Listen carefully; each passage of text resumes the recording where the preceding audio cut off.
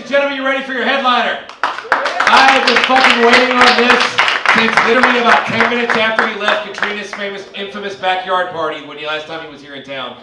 I've been fighting to get this man here for a very long time, so I really appreciate every single one of you for being here for this, because you're in for something special. Give it up for stand-up recording artist.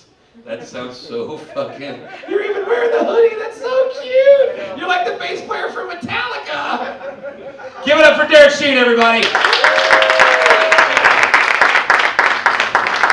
Thanks. Give it up for Josh one more time, everybody. Everybody you saw tonight. Yes, I am wearing the hoodie from my label because I've been on the road and I gained about 8 pounds. So I'm zipping it up so no one sees my giant shit belly. But it looks professional. Very excited to be here in Memphis. I forgot you guys fucking smoke indoors. Oh, it's the 21st century. Grow the fuck up. Do you smell it in here? This is what you smell like. Go outside, goddammit.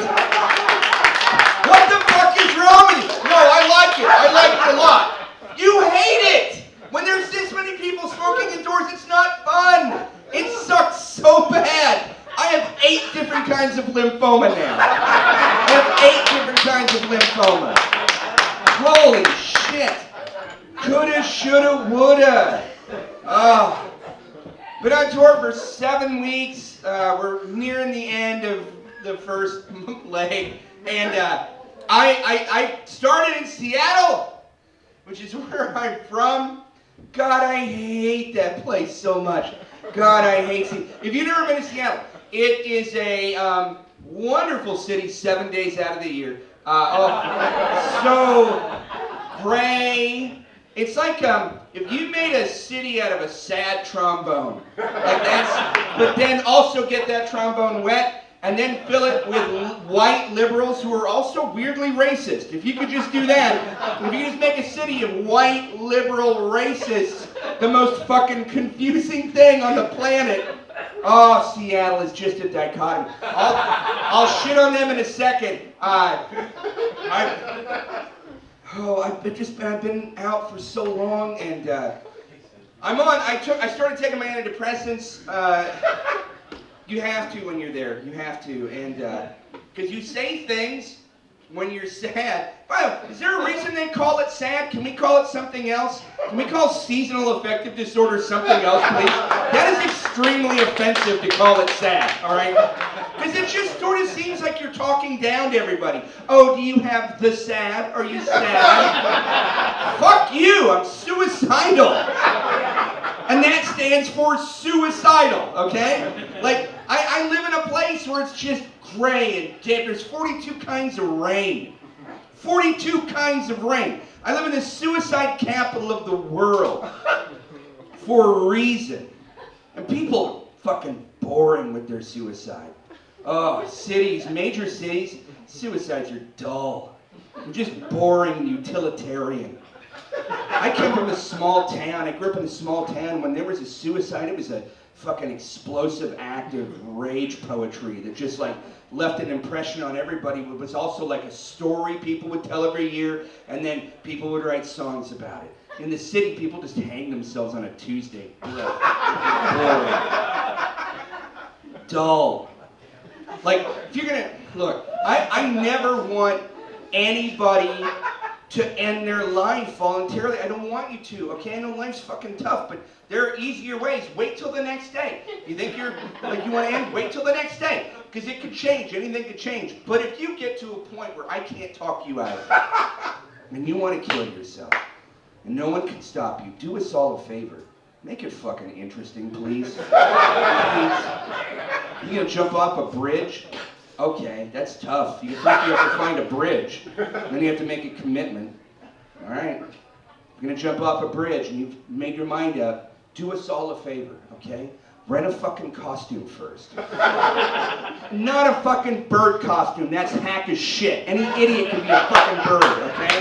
Do something amazing, like be a piece of pie or a 16th century duke. That way whoever sees you on their way to work is like, sorry I'm late, man. I think I saw a piece of pie jump off the bridge. I'm all fucked up. That person has a story. Why do you have to leave all this hurt and pain behind? Don't leave hurt and pain. Leave a bunch of weird questions like, what the fuck was that? Leave a story, man. You gonna fucking take a bunch of pills? Holy shit. Good luck trying to find the right combo. That can be messy, but if you've already made your decision, all right, take those pills. Do us all a favor. Take 2 boxes of industrial strength laxative too. And then put on your mom's wedding dress. And get in an inflatable raft and push yourself into the middle of a public pool. That way when they find you, they're like, I don't know what the fuck this is, man. It's just like a shitty bearded bride in a raft. This is like a Nick Cave song that hasn't been written. Leave them something. Oh man, you're gonna shoot yourself? Fuck. Don't leave that mess behind for everybody. God damn it. But okay, I can't stop you. Do us all a favor. Alright? Go to a gun store, buy a box of ammunition and leave. Take 1 bullet, put it in your pocket, throw the rest of the box away. Go to another gun store about 10 miles away, ask to see the gun that chambers that round. When no one's looking, pop one in the pipe, turn around and go, I love it, I'll take it, and then pull the trigger. Give them something to work with. Those guys will always have a story. Are you looking at the Desert Eagles? Shit, hold on. Have I got a song for you? Ukulele, here we go. My suicide hero was a guy in my neighborhood. When I was growing up, suicide hero. 3 days after his divorce, this is from the local paper where I grew up. 3 days after his divorce, he went back to work at the dog food factory not very far from where I live. And he brought a boombox, and he climbed up on a gantry-way, and he pushed play, and It's Raining Men filled the entire floor. And then he jumped feet first into an industrial meat grinder. Fuck yes! That's how you do it, okay? Yeah, it's fucking terrifying. What a horrible way to go. But everybody loves that song. Also, everybody got like 3 paid days off. Like, what a hero.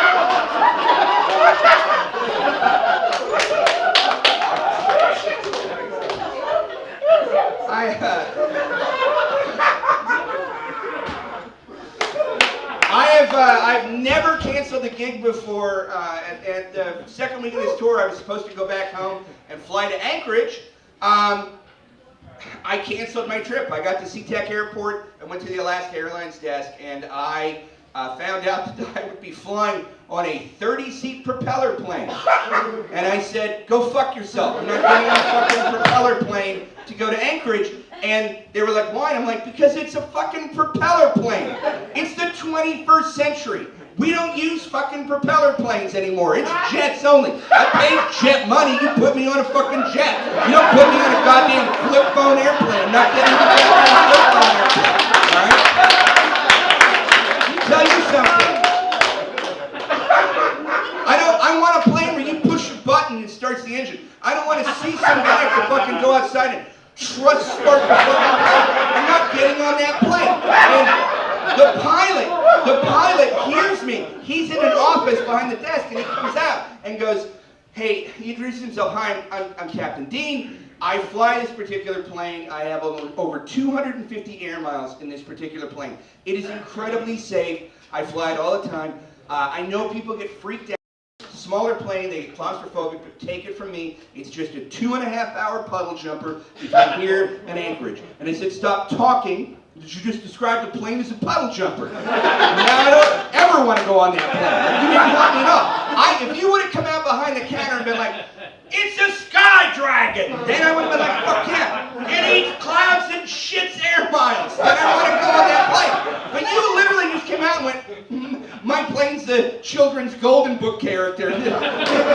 It's awkwardly nervous about the sky, so it just jumps up and down on the water and collects power lines. And one day it'll learn to fly. I don't want to be on that fucking plane. Because when a jet crashes, it is the common decency to kill everybody on board.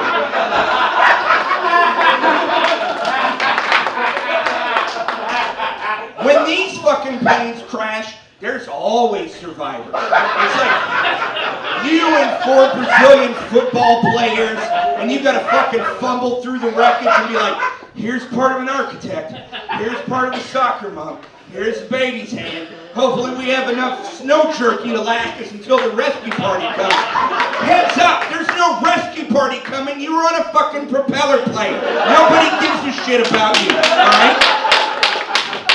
You hit name your own on fucking Priceline and you're dying on that mountain, okay? Also, let me be very clear about something. If I'm gonna eat human meat, it's gonna be on my terms, okay? It's gonna happen in Tokyo. You know you can get human meat in Tokyo. You know you can eat a human in Tokyo. They sell people's underpants in vending machines. Are you telling me I can't fucking eat human meat in Tokyo if I meet the right person? You know you can. And they'll be like, oh, okay, just go down this alleyway and just do the right side stereo mix of the drum solo from Inagata Vita with your hand, and then they'll let you in, and then you have to get the Hunt Club tattoo on your arm, and then they'll take you in a freight elevator down 12 subterranean floors, and it opens on this beautiful, low-ceiling, dimly lit dining room, and the maitre d' walks you over to a huge aquarium just filled with Japanese honormen just floating in sake, and you pick the one you want. And then they bring him over on a stainless steel drainage table. And then before the chef cuts into him, he grabs your hand and you cut together. So in case there's a raid, you're both complicit in that.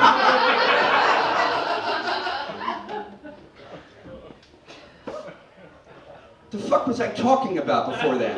Oh yeah, I'm not getting on your fucking princess phone airplane, okay? I will zip line into Anchorage before I fucking do that. Now, here's why I hate Seattle. Because recently I was doing that bit in Seattle. I was doing that bit with another friend of mine who was closing out the show, very liberal comic as well. I'm a huge pinko, commie, fascist, socialist asshole. I am just the most like liberal idiot you'll ever meet. And I did that bit in Seattle. And someone in the audience crossed their arms and said, And I said, what just happened? Why did you say that? Why did you say that? This is a real thing that a person said. I'm sorry, I just think it's really cheap to punch down on people like cannibals. They're real people with real problems. They're a marginalized group. And I was like, are you fucking kidding me? Are we fucking standing up for cannibals now? I missed the Salon.com article where we're all fucking defending cannibals now. I missed that. I didn't realize we were standing up for cannibals. And then I get it, because at the end he goes, you know they're an indigenous people. And I'm like, you're a racist. I get it. Oh, okay. I was talking about Japanese and kind of Germans. But I mean, I was talking about, how the fuck did you get indigenous people when I was talking about? And then I'm like, fuck, and my friend, I bring him up. My friend goes, did that just happen? I'm like, that just happened. And I bring him up, and he does a bit where, for just a second, he mentions Hitler. And a girl in the back goes, boo! And he stops and goes, what just happened? Why did you boo me?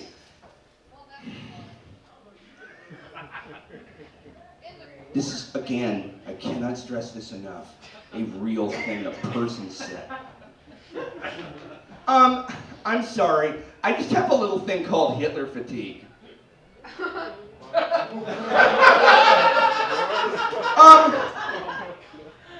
No, you don't. No, you don't. You don't get fucking Hitler fatigue, all right? Nobody's getting Hitler fatigue, all right? I don't give a fuck what you think. You don't get to get tired of Hitler, okay? You don't get to get bored of Hitler. Oh, are you fatigued? Talking about the architect of the 20th century's biggest genocide? I'm sorry, let's take a step back. Hitler. You don't get fucking tired of Hitler. I'm gonna keep fucking saying Hitler as long as I can say Hitler. We're gonna Hitler the Hitler out of this Hitler. Do you understand how many Hitlers I'm gonna Hitler? How many Hitlers does it take to Hitler a Hitler? All the Hitlers. It takes all of the Hitlers. Do you realize that you have to say, I don't know if you guys know this, but I've already said Hitler 22 times. Do you realize that you have to say Hitler 500 times every day or he comes back? Did you know that? It's called the reverse Beetlejuice. You have to keep fucking Hitler. So, next time you want to tell me you have fucking Hitler fatigue, Hitler, I damn near Hitlered. I will high Hitler everybody in this room, okay? We will just go around and high Hitler. I'm not going to say 5 because I'm just going to change it to Hitler. We're just going to keep Hitlering. Oh, we'll Hitler until we can't Hitler no more, baby. Oh, sweet, sweet Hitler. Oh, sweet, syrupy, delicious. Oh, it's the Rothschilds and Hitler. Oh, Illuminati Hitler. Oh, fucking. Oh, you know what I like? I like Grover Hitler. I like, some of my favorite Sesame Street characters. Big Hitler and Hitler the Grouch. Oh, man. You guys ever had a tickle me Hitler? Oh, man. Hitler! Fuck Seattle! Oh, I have a little bit of Hitler fatigue. I'm so privileged. That's the most privileged thing you can say, by the way. I'm just bored with Hitler. Oh, well, fucking, let's see what comes down the pike then. Let's see what comes down the pike to replace Hitler. I hope it's just Hitler. I think we're good with Hitler. I don't think we need to see what's going to replace Hitler. I like it just being at Hitler. Can we just stay at Hitler and not go above Hitler? Hitler's kind of where I want. I've said Hitler 47 times so far. I'm doing my part. I'm just doing my part. 500 is a huge number to reach. Not a lot of other motherfuckers are going to pitch in and try to help. But I don't want to see Hitler come back. Last time I checked this afternoon, Hitler hasn't come back yet, so I'm doing my part. Anyways, no more Hitler. Thank you. 49. I worked retail for a while, man. I get super bummed out at corporate speak. Like, I worked with a guy speaking of Hitler. Don't you dare get Hitler fatigue. There was a guy that used to describe the accounting department as the guys who make the trains run on time. No, we don't get to do that. We don't do that.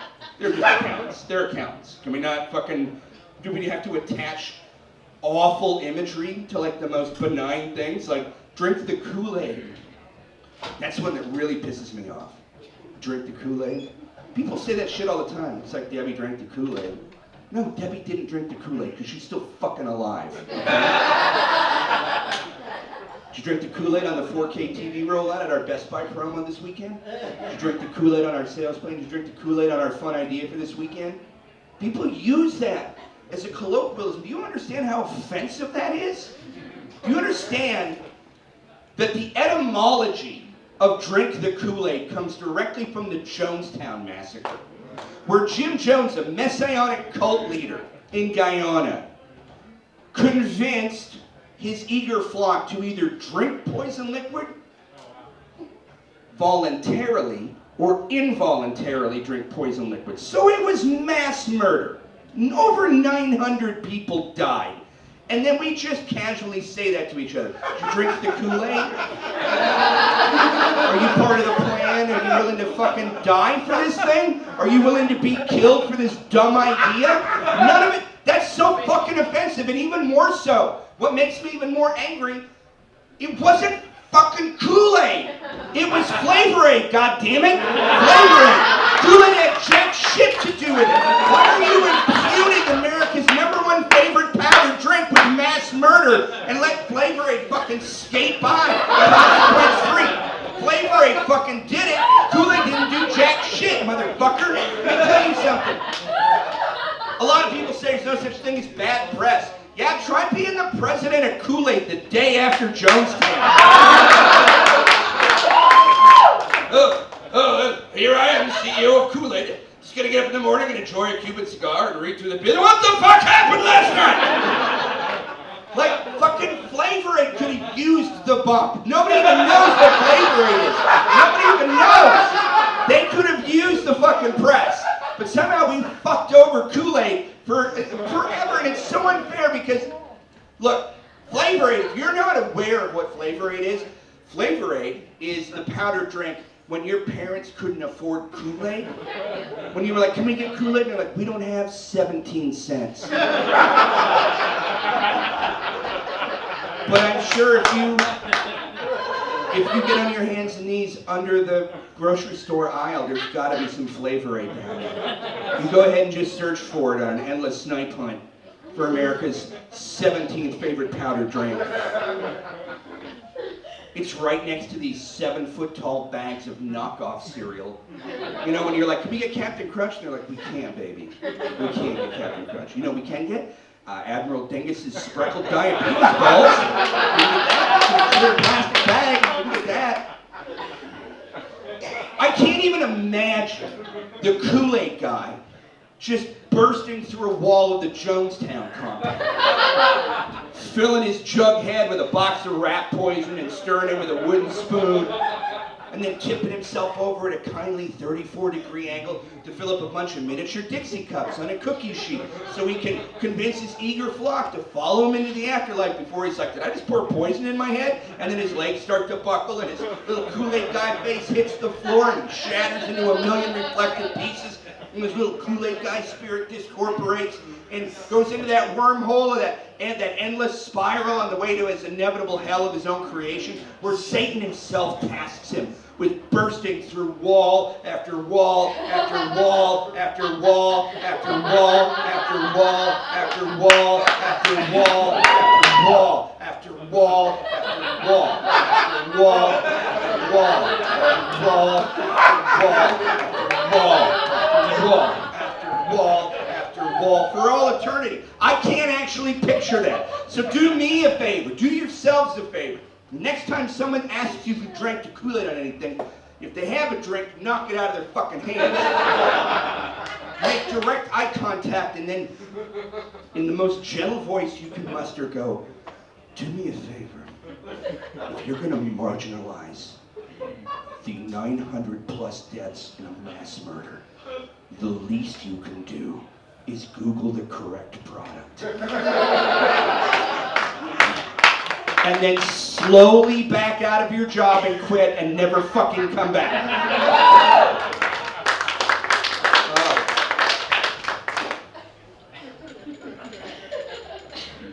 Getting some of that Donald Trump applause tonight. I really like it. Populism.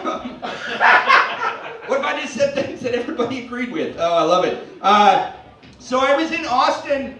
I went to a barbecue while I was in Austin 3 weeks ago because they have summer all the time. And I had a weird thing happen. A friend of mine invited this lady over, their neighbor, and she brought potato salad. That part's not weird. But she found out that, like, in my spare time, I'm a cook. I'm not a chef. I'm a cook. I like to cook. I'm a hobbyist. And she brought the potatoes. She wouldn't let anybody touch it until I tasted it first. And she was super weird about it. She's like, will you just try it and tell me what you think I want to get into? And I'm like, fuck, oh, god damn it. So I took a little spoonful of the potato salad. Guess what? It's potato salad. And I was like, here's my review. It's got potatoes and pickles, and it's got mustard, and it's good. It's good potato salad. It's got a little thing at the end, like a little tang I can't identify. It's very unique for potato salad. It's a little sour, sweet thing. And then she goes, okay, but you liked it? I said, yeah, it's fine. She goes, I used Miracle Whip instead of mayonnaise because my friends hate Miracle Whip and I'm trying to get them into it. And I was like, but don't, stop that. You don't have to do that. You don't have to use Miracle. If you like Miracle Whip, if you're a Miracle Whip person, be a fucking Miracle Whip person. Stop hiding it. I know people get weird about it, but it's the 21st century. We need to all start being more fucking condiment fluid, okay? Can we understand it's just a condiment, all right? It's not gonna fuck, it's just a condiment. Look, it's still in the mayonnaise family. It's still mayonnaise, basically, but it's just a different kind of mayonnaise, and we have to accept it as its own thing and just not fucking judge it. It's like, okay, imagine you go to a dance club with your friends, and the music's pumping, and you're having drinks, and you're like, hey guys, holy shit, mayonnaise just made eye contact with me from the bar. And your friends are like, fuck you, you don't even have a chance. You're like, but I'm making it, I should go and say hi to mayonnaise. And they're like, good luck, asshole. And you go up to the bar, but you're very respectful, and you ask the bartender, like, whatever mayonnaise is having, you just buy mayonnaise one of those rounds. Tell mayonnaise it's for me, and then bartender gives mayonnaise a drink, and mayonnaise looks over you and smiles, and they're like, I saw you, I thought we had a moment. I don't want to get in your bubble because I really thought that we might have a thing. I'm over here, and mayonnaise is like, get in my bubble. And you go into mayonnaise's bubble, and then you and mayonnaise start to talk, and you're like, it's okay, mayonnaise is like we're having a thing. And then you're talking and Mayonnaise buys you a drink and then you go sit down and you both talk and you realize you have a connection. And then the music's super loud and Mayonnaise is like, why don't you come out and dance? And you're like, I don't really dance, I'm terrible at dancing. Mayonnaise, come on. And then you go out and you realize that when you're with Mayonnaise, like you have this amazing rhythm you never know before because it took a connection being with somebody like that. And then you go back and you talk some more, and you're drinking, and the music's loud, and all of a sudden the house lights go up, and they're like, last call! And Mayonnaise is like, oh shit, like my friends left, I don't know how I'm gonna get home. And you're like, I'll give you a ride home, I would love to.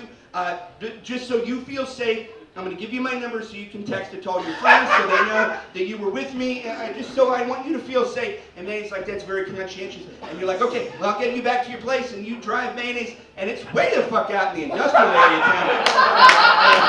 And you get over to this warehouse, and Mayonnaise like, do you want to come up for a nightcap? And you're like, I don't want to ruin this. Like what's happening right now? And Mayonnaise like, I insist. Come up and have a nightcap. And you're like, okay. And then you go up the freight elevator, and Mayonnaise has this amazing loft apartment. It's like lots of like mid-century modern furniture, but also kind of shabby chic, and a lot of stars on lamps, very relaxing. And Mayonnaise like, do you want to get you a nightcap and a little bit of scotch? And you're talking, and oh man, there's just this amazing energy between the two of you. And Mayonnaise is sitting very close. And you know that electricity you feel when you're with somebody that you really feel like you have a connection with? There's something there. And then Mayonnaise goes in for the kiss, and it's like you got struck by lightning and your whole body is just on fire. And you just both passionately kiss, and you're like, this is exactly what I wanted. And then Mayonnaise just sort of forces you on your back and gets on top of you, and you're like, yes, and Mayonnaise is kissing, and you're kissing back, and Mayonnaise gets in, and just you're holding each other, and it's hot, and there's electricity, and then you feel Mayonnaise's erection rub up against your erection, and then Mayonnaise looks at you for a second, and you're like, no, this is amazing. Do you think I don't? I do not give a shit. I like you for you. I like you for what's inside. I don't care. None of this is important to me except the person inside. And then, look, we're still going to do this, okay? I don't care if you're Mayonnaise or Miracle Whip. It doesn't matter. It's all part of the same family. I like you for you. And that is the very first trans-positive condiment joke. You live through it.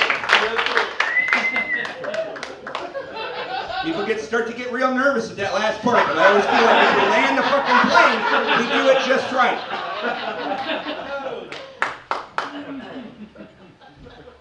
Acceptance, 21st century we're dealing with. How am I doing on time? Do I have time for a couple more things? 5. I have 5? Yeah. More things? Okay, so 20 more minutes. Here we go. If you want to talk over 3 hardcore babes, you go right in. No, I don't want to do that. All right, I'm going to leave you guys with this story. By the way, you've been fucking so awesome. I hope you enjoyed everything tonight, and I hope you guys like me the most. And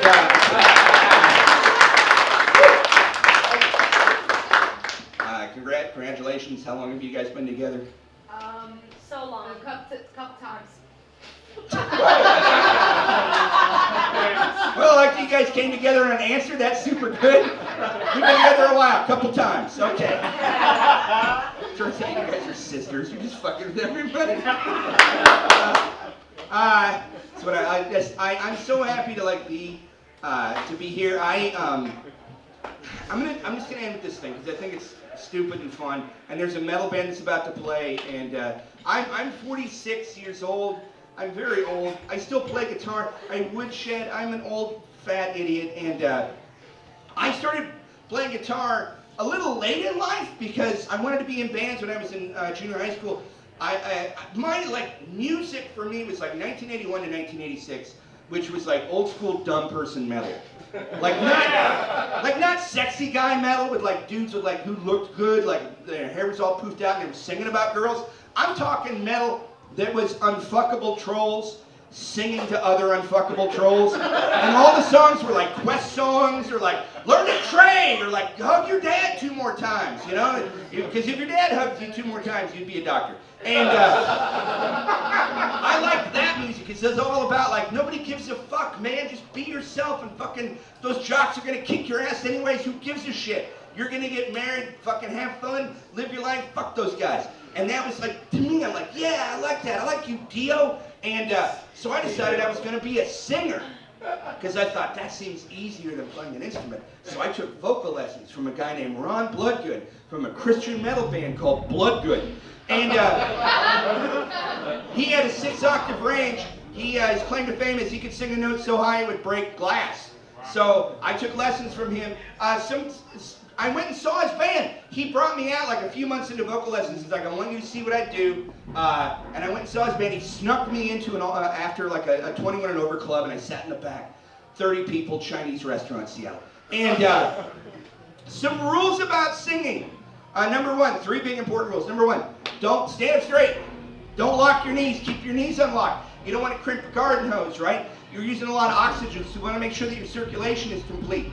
Number 2, sing from your diaphragm. Push from the strongest muscle in your body. It's right under your stomach. If you do that, you can push higher, farther, and longer. Also, your breath control. That's very important. Number 3, since you're using your diaphragm, push from your glutes. Use your glutes. Use your butt muscles. Tighten them up, okay? Tighten them way up. Because when all the oxygen leaves your body, all of your muscles are deprived of oxygen. So it's very important to cinch up the most embarrassing muscles of all.